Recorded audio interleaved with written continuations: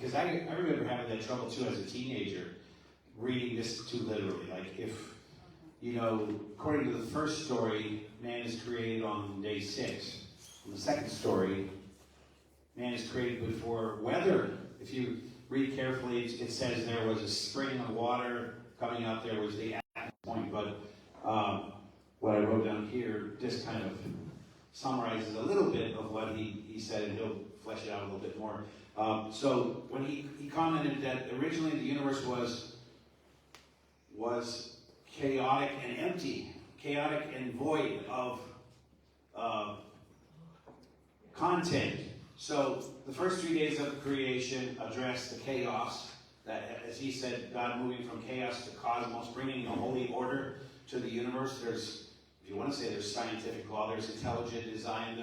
The universe does operate according to some structures, but separation of day and of light and darkness, of basically creating the atmosphere, the upper atmosphere from the lower atmosphere, and then land emerging. That's my little pictures of light and darkness. The waves of the ocean and the sky.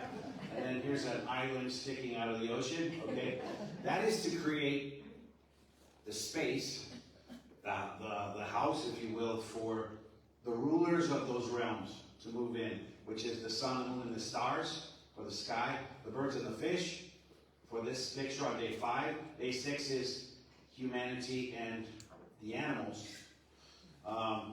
But all building towards day 7. In the other video, he says, I object to being created on the same day as Miss Piggy. I don't like that. But he said where the separation occurs is only we are invited into the 7th day, into the covenant.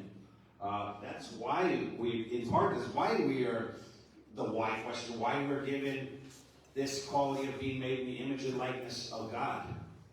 In our image, we have an intellect so that we can come to know the truth, and the highest truth of all is God himself, so that we can come to know he exists.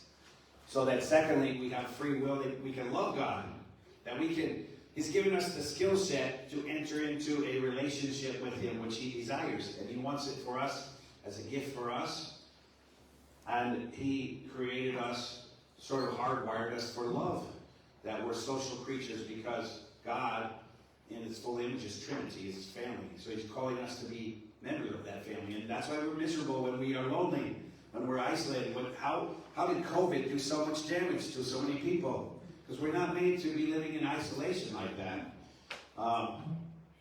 But he'll go back in a moment to some of the use of symbolic numbers. But for instance, the number of the beast, the number of Satan is 666. That Satan refused to enter into covenant with God. He's stuck on the 6th day. The use of the number 6 over and over again in Scripture to refer to evil people who are living more like animals than like human beings, as immoral, depraved people. But what we're called to, our potential at least, is to become saints, to become intimately close with God. So that is the structure of the first story. And by the way, if you look at creation references in the Psalms or wisdom literature, they talk about the cosmos as having columns, as having a front porch, as having a foundation, talking about it as a temple, just like Jesus will later talk about the church as a temple, with himself as the cornerstone and the apostles as the first row of bricks around the foundation, and us being living stones as part of that. So worship is a part of this, but under this story you see God above all as the source of all creation, from nothing into existence, and he desires a holy order. That the nature of love is always to bring forth life. It's a very pro-life message. He desires not only, I guess I should add, not only a home for humanity, but a home for him to dwell with us. Just like later, he would say to Moses when they're in the desert, build a meeting tent, a place for me to tabernacle among you. I want to pitch my tent among you. I don't want to be staring down at you from the heavens. I want to travel with you. I want to walk with you in life.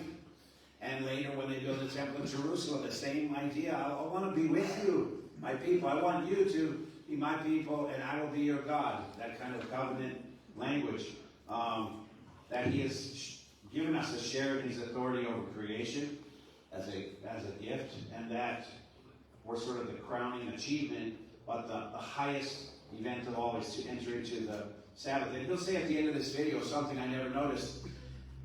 If you reread the creation story, in the first 6 days, it will say the end of the first day or whatever. The seventh day never ends. It's ongoing. It's heaven, ultimately. He also, by the way, speaks of, I think you all know this, we are not fundamentalists. We're not Seventh-day Adventists. We're not those Christians who literally interpret words. So when we see the word day, you could also substitute the word phase 1, phase 2, stage 1, stage 2. This could have happened over thousands of years, millions of years even. But it's not a science book, and it's not about what came first or what came second. It's about what is the end structure, what is the end goal God has in mind. And the second one is to highlight that greater detail that in giving us to share the life of the Trinity, we're called to love God with all our heart, mind, soul, and strength, and to love our neighbor as ourselves. Like Jesus said, that expression of love, being a loving person, that's part of who we're created to be. And so the second story pertains to marriage. It pertains to this call to a loving connection. But there's also a sense of the worship in there, which I'll let him get to, but it's the fact that Adam is given the task of tending and guarding the garden. It's a legalistic phrase that's used over and over again in Leviticus and later books to describe the job of the high priest. So Adam is being described in ways as a high priest would be, to oversee the temple of the universe. Okay? And at the same time it has that quality, it also has very like ancient indigenous quality, because Adam, the name could be translated as earthling, one from the dirt. That's what it literally means.